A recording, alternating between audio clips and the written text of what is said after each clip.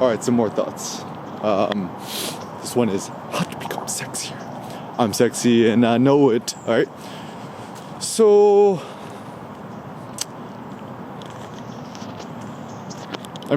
just get the Air Kim haircut. Just get a wall shaver thing off the Amazons. Just buzz your own hair on the sides. Keep it super clean. Keep it 100. And then do what they call the slick back on top. Cindy calls it my Lamborghini hair. So keep this side super shaved. Also, no facial hair. Facial hair is ugly. Essentially, you want to make your face more sleek, and actually the best way to make yourself look more masculine and chiseled, super simple, get your body fat percentage down, super easy.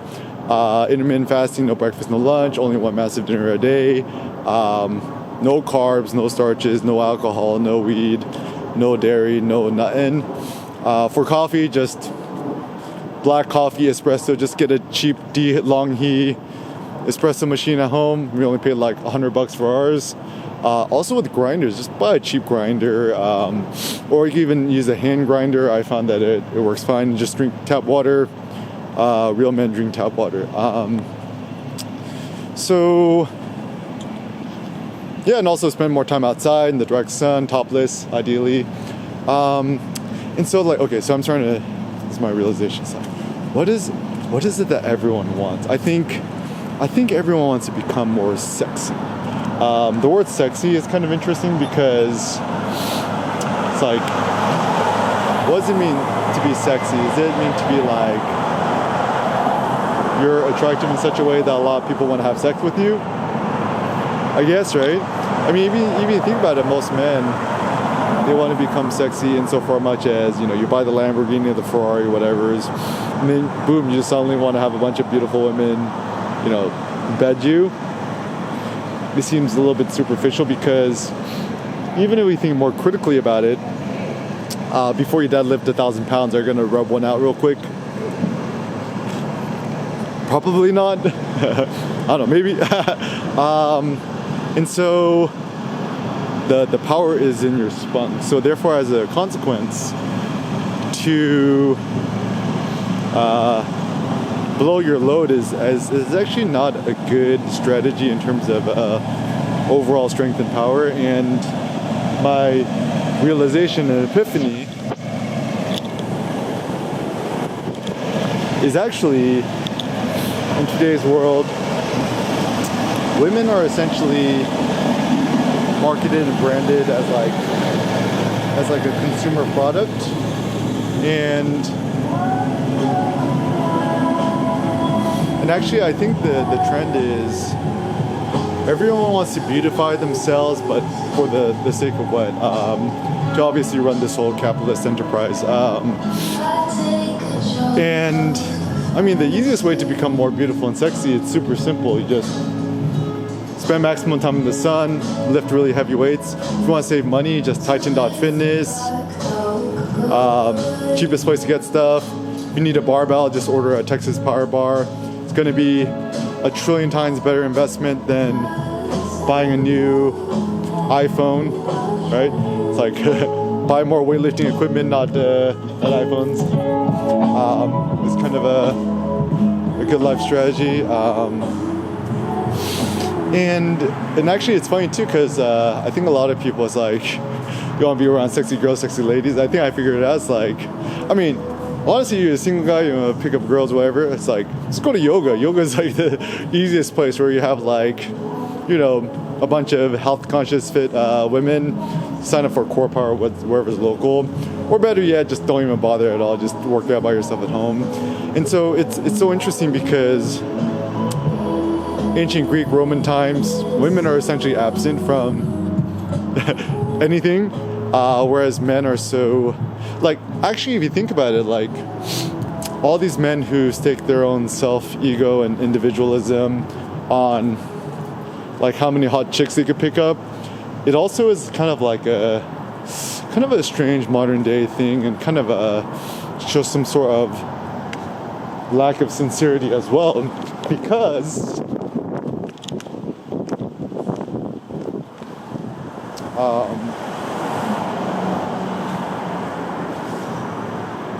It's kind of predicated on the notion that somehow your life value is based on the opinion of others, which seems like kind of not really a true way to think about things. And yeah, so I think being able to divorce one's self-esteem from the approval of others is the first smart and interesting logical life step. So yeah, I mean, if you want to become a true thinker and philosopher, just be like James Bond, bachelor for life kind of thing.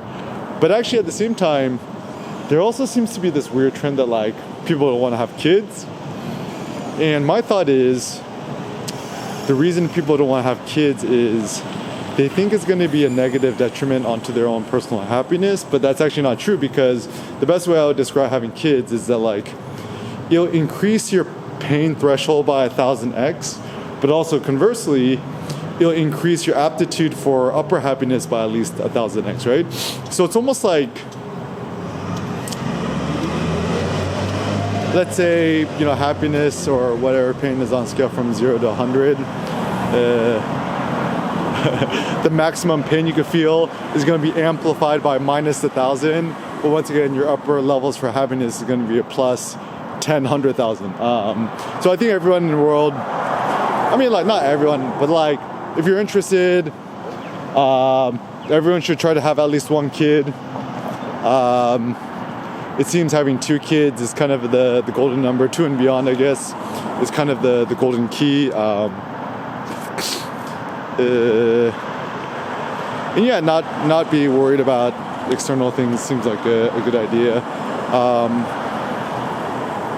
And also, like, not to care about the cool planet so much. I think when people care too much about the planet, it kind of signals some sort of disingenuity, where it's like you say you care for the planet. It's like, bruh, if you have Amazon Prime, you have an iPhone Pro, you have a MacBook Pro, you know, you have a Spotify account, you got, you know, you on social media, it's like, that's bad for the planet.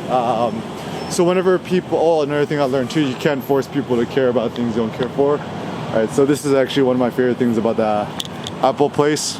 What is this? It's written Vit_Reens_project_115020 by 1141 merged press presentation. Yeah, good job switching up the visual examples. Yeah, another thing I learned about visual things, people disdain the same. What's up, D-Money? What's up, man? Keeping up 100? You already know. So I think,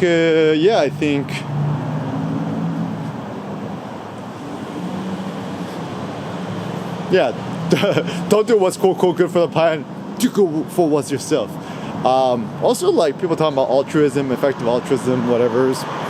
Honestly, the best way to be altruistic is just show love and kindness and care to people one-on-one.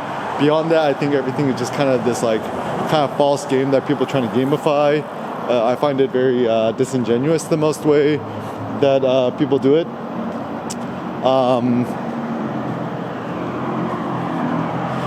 And I think the underlying value of crypto, speculation, everything in the world is towards optimism, fun, and joy.